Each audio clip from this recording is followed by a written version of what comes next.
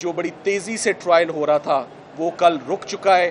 तमाम evidence reverse हो चुका है। बिला वजह इसको कॉम्प्लिकेट करके आपके आगे रखा जा रहा है, अवाम के आगे रखा जा रहा है। ये बड़ा सीधा सा केस है, मगर इमरान खान साहब के ऊपर जितने भी केसेस हैं वो सारे कॉम्प्लिकेटेड केसेस ही आ रहे हैं। फॉरेन फंडिंग का केस हो तो वो घुमा के पेश किया गया, तोशा खाना का केस है वो भी घुमा के आया, ये साइफर का केस है, इसको भी जैसे हम अंग्रेजी में कहते हैं ना all Greek for the citizens, जिस केस की किसी को समझ ना आए। इसका मकसद उनकी गिरफ्तारी को जो है तूल देना है ताकि वो जल्द बार वापस ना आ सकें। आज इमरान खान साहब की साइफर के मुकदमे में इस्लामाबाद हाई कोर्ट से ज़मानत खारिज होने के बाद आज सुप्रीम कोर्ट में बाकायदा समात उनकी पोस्ट अरेस्ट बेल एप्लीकेशन पे 3 रुकनी बेंच ने आज उस पर कार्रवाई की और ये मिस्टर जस्टिस सरदार तारिक मसूद साहब की नुमाइंदगी उनकी as head of the bench उन्होंने इस केस पे आज समात की।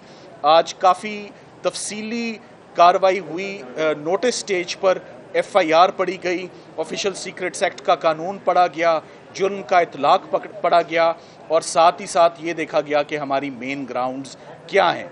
जो तमाम आज मेन ग्राउंड्स हमने रेज़ की वो तमाम ग्राउंड्स आज ऑर्डर का हिस्सा बनी हैं कि किन ग्राउंड्स पे इमरान खान साहब ज़मानत के मुस्तहिक हैं और ये मेला फीडे और ये अल्टीरियर मोटिव है। इमरान खान साहब के ख़िलाफ़ जो मुकदमा है वो पॉलिटिकल विक्टिमाइजेशन की एक ऑफ शूट है। फेडरल इन्वेस्टिगेटिंग एजेंसी जिसका काम ही नहीं था इस FIR को रजिस्टर करवाना, ये बेंच ने आज बात नोट की अपने नोटिस में कि ये मिनिस्ट्री ऑफ फॉरेन अफेयर्स का लोकस स्टैंडाई था।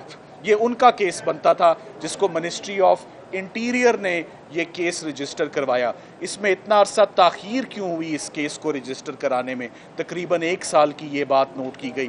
ऑफिशियल सीक्रेट्स एक्ट का इतलाक कैसे होता है और ये कैसे डिटरमिन किया जा सकता है इस प्रीमेच्योर स्टेज पर कि इमरान खान साहब का केस या सजाए मौत का केस है या उम्र कैद का केस है, जबकि उसी कानून के अंदर एक और कैटेगरी है जुर्म की जिसको बेलेबल ऑफेंस कहा जाता है और 2 साल की या सिर्फ चंद 1 रुपयों के फ़ाइन का ये केस है जिसको हाइप क्रिएट करके उसको गलत एप्लीकेशन लॉ की करके आपके आगे एक केस की हाइप क्रिएट करते हुए गलत उसकी प्रोसिक्यूशन जो है वो की जा रही है। साथ ही साथ आज बेंच ने ये नोट किया कि जो कस्टोडियन है जिसके पास जो प्रिंसिपल सेक्रेटरी थे आज़म खान साहब, उनको उनका बयान रिकॉर्ड किया जाता है। शुरू में वो FIR में मुल्ज़िम गर्दाने जाते हैं और बाद में फेडरल इन्वेस्टिगेटिंग एजेंसी मेला फीडे से उन्हीं को मुल्ज़िम का स्टेटस उनका चेंज करके उनको गवाह बना देती है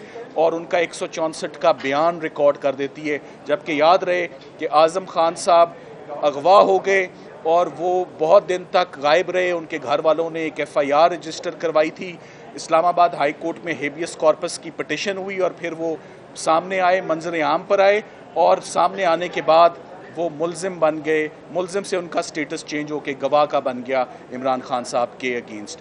आज जो सबसे ज़्यादा अहम बात हमने बेंच के नॉलेज में लाए वो ये मामला था कि साइफर का मामला, एक तो इमरान खान साहब ने कभी उसके कंटेंट्स पब्लिक के साथ शेयर नहीं किए और ये मामला नेशनल सिक्योरिटी कमेटी की मीटिंग में ये मामला रखा गया। 33 दिन तक इमरान खान साहब वज़ीर आज़म रहे, 33 दिन तक ये साइफर उनके पास रहा और एक मीटिंग होती है नेशनल सिक्योरिटी कमेटी की, ऑफिशियली डी क्लासीफाई होता है साइफर और डी क्लासीफाई होने के बाद ये डी मार्च किया जाता है। डी मार्च का मतलब एक एहतजाज किया जाता है, एक प्रोटेस्ट किया जाता है US एम्बेसी से कि ये अनडिप्लोमेटिक लैंग्वेजेस में इस्तेमाल हुई है, ऑब्जेक्शनेबल लैंग्वेज इस्तेमाल हुई और एक प्रोटेस्ट जो है वो लॉन्च किया जाता है जिसको दूसरे वज़ीर आज़म भी जब वो आते हैं तो वो भी उसको अप्रूव करते हैं कि साइफर के कंटेंट्स जो हैं वो ऑब्जेक्शनेबल हैं। सो एक ऐसा मामला जो ऑफिशियली डी क्लासीफाई होता है कैबिनेट के आगे, एक ऐसा मामला जो नेशनल सिक्योरिटी कमेटी के आगे रखा जाता है, एक ऐसा मामला जो जिस पे डी मार्च किया जाता है, वो फिर किस तरह एक FIR का हिस्सा बन सकता है? ये तो क्लियरली पाकिस्तान के अंदरूनी मामलात में मदाखलत थी, ना कि साइफर केस और ये ऑफिशियल सीक्रेट एक्ट तो उन लोगों के लिए जो दुश्मन मुल्क के साथ पाकिस्तान का कोई सीक्रेट शेयर करते हैं। तो ऐसी कोई भी चीज़ इस FIR में नहीं है। ये आपके इल्म में ऑलरेडी کہ جو جیل ٹرائل ہو رہا تھا، جو بڑی تیزی سے ٹرائل ہو رہا تھا، وہ کل رک چکا ہے، تمام ایویڈنس ریورس ہو چکا ہے، تمام چارج بھی دوبارہ فریم ہوگا اگر ہوگا، اور ایویڈنس بھی دوبارہ ریکارڈ ہوگی اگر ہوگی۔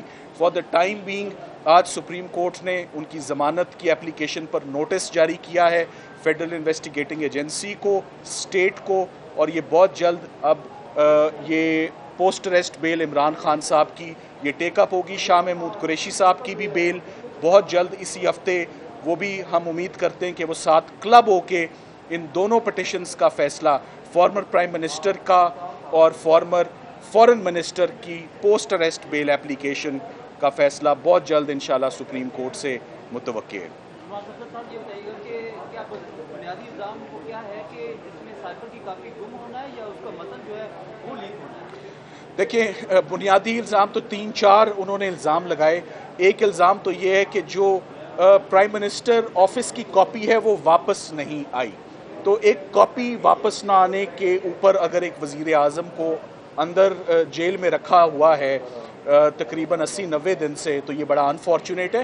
اور دوسری بات کہ یہ کانٹینٹس اس کے پبلک کے ساتھ شیئر کیے گئے جو کہ ہرگز نہیں شیئر کیے گئے، آپ کو نہیں معلوم ہوگا کہ کیا شیئر کیے گئے، تو ایٹ بیسٹ وہ بتایا جاتا ہے جی کہ کسی پبلک گیدرنگ پر انہوں نے ایک کاغذ لہرایا جو کہ اسیوم کیا جاتا ہے، پریزیوم کیا جاتا ہے کہ وہ سائفر تھا۔ سو کوئی چیز پبلک کے ساتھ شیئر نہیں ہوتی، جو ہوتا ہے بائی دا بک ہوتا ہے، اور جو ہوتا ہے وہ نیشنل سیکیورٹی کمیٹی کے آگے رکھا جاتا ہے۔ اور سو ادھر کوئی جرم ہی نہیں ہوا۔ ہم نے آج مین ہماری گراؤنڈ یہ تھی کہ آفیشیل سیکرٹس ایکٹ کا اس کو بلا وجہ اس کو کمپلیکیٹ کر کے آپ کے آگے رکھا جا رہا ہے، عوام کے آگے رکھا جا رہا ہے۔ یہ بڑا سیدھا سا کیس ہے، مگر عمران خان صاحب کے اوپر جتنے بھی کیسز ہیں وہ سارے کمپلیکیٹڈ کیسز ہی آ رہے ہیں۔ فارن فنڈنگ کا کیس ہو تو وہ گھما کے پیش کیا گیا، توشہ خانہ کا کیس ہے وہ بھی گھما کے آیا، یہ سائفر کا کیس ہے، اس کو بھی جیسے ہم انگریزی میں کہتے ہیں نا آل گریک فار دی سٹیزنز، جس کیس کی کسی کو سمجھ نہ آئے وہ کیس بنا کر تو رجسٹر کر دیا جاتا ہے، بات کا ہوا بنایا جاتا ہے، اس کے اندر ہوتا کچھ نہیں۔ سلمان صاحب یہ بتائیں کہ آپ فوجداری مقدمات کے بہت ماہر وکیل ہیں، آج جسٹس سردار طارق مسعود صاحب نے ایک آبزرویشن دی ہے کہ عام طور کے اوپر ڈیفینس جو ہے وہ ٹرائل کی خامیوں کے اوپر خاموش رہتے ہیں اور بعد میں جب ٹرائل کنکلوڈ ہو جاتا ہے تو اس کو عدالتوں میں چیلنج کرتے ہیں۔ ہم وقت سے پہلے خامیوں کو دور کر رہے ہیں۔ دیکھیں، میں آپ کا سوال میں سمجھ گیا، اس کا جواب آپ مجھ سے لے لیں۔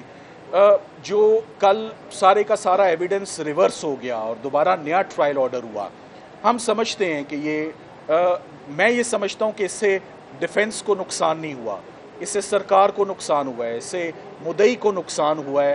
یہ ثابت ہوا کہ یہ کیس ٹھیک نہیں چل رہا تھا۔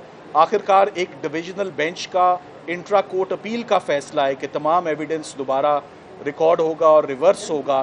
اس سے سب سے امپورٹنٹ بات تو یہ ہے کہ یہ ٹرائل ایکسٹرا آرڈنری سپیڈ پر، ایکسٹرا آرڈنری پیس پر چل رہا تھا۔ آپ بھی باہر تھے، آج کورٹ کے اندر جو پروسیڈنگز ہوئی آپ کے علم میں ہیں، آپ مجھ سے سوال پوچھ رہے ہیں، آپ کو نہیں معلوم کہ آفیشیل سیکرٹس ایکٹ کے ٹرائل کے اندر کیا ہو رہا ہے۔ صبح اندر جاتے ہیں، شام کو باہر آتے ہیں تو آپ سوال جواب پوچھتے ہیں تو ہم بتاتے ہیں۔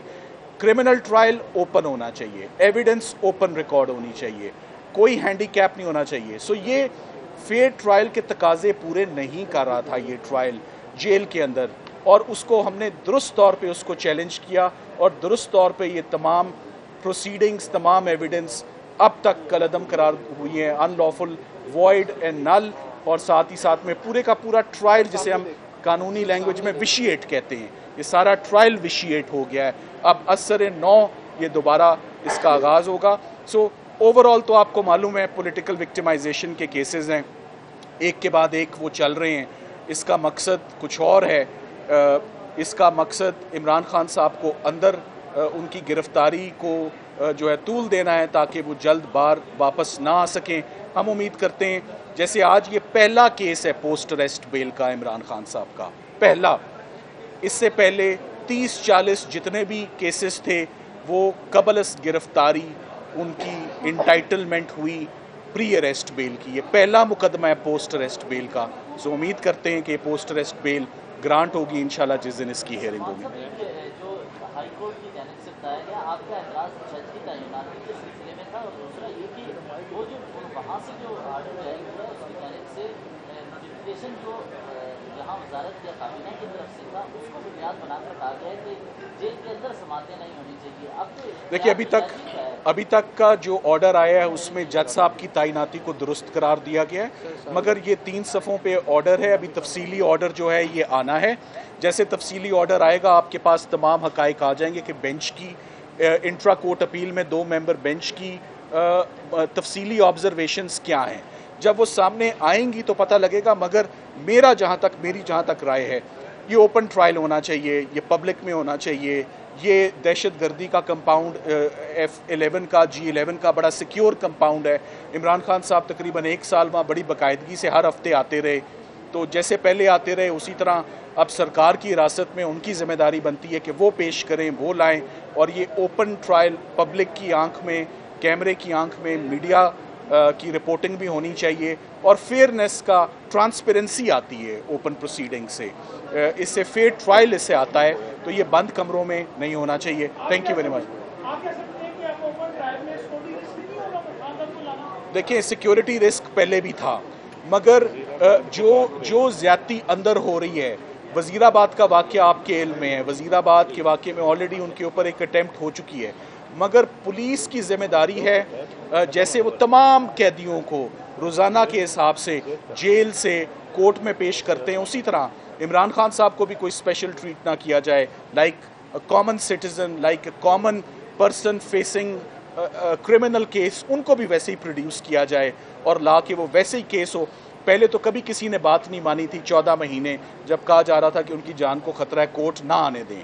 सो अब उनको जेल में रख के, तो ये ट्रायल जैसे हुआ, अगर ये ट्रायल दुरुस्त हो रहा होता, सही हो रहा होता, तो कल ये कलअदम करार ना होता। Thank you very much. कोई कंपनसेशन होगी? जेल ट्रायल गैर कानूनी हो गया, गैर कानूनी जो लैब्स हुए इतने ज्यादा, उनकी कंपनसेशन इमरान खान को मिलेगी? इतना अरसा अंदर रहने उसका कौन जिम्मेदार है? देखिए कॉम्पनसेशन पाकिस्तान में कभी किसी को नहीं मिली है। क्रिमिनल जस्टिस सिस्टम ने रॉन्गफुल कन्विक्शंस का, मिसकैरेजेस ऑफ जस्टिस का कभी इजाला नहीं किया, ये होना चाहिए। तो ये बैक टू स्क्वायर वन हो गया with no compensation at all. Thank you very much. अब खबर आपकी दस्तरस में, हर वक्त बर वक्त। अभी सुनो न्यूज़ के YouTube चैनल को सब्सक्राइब कीजिए, बेल आइकॉन पर क्लिक कीजिए और बाखबर रहिए मुल्की और बैनुल अक़वामी हालात से यकीन के साथ।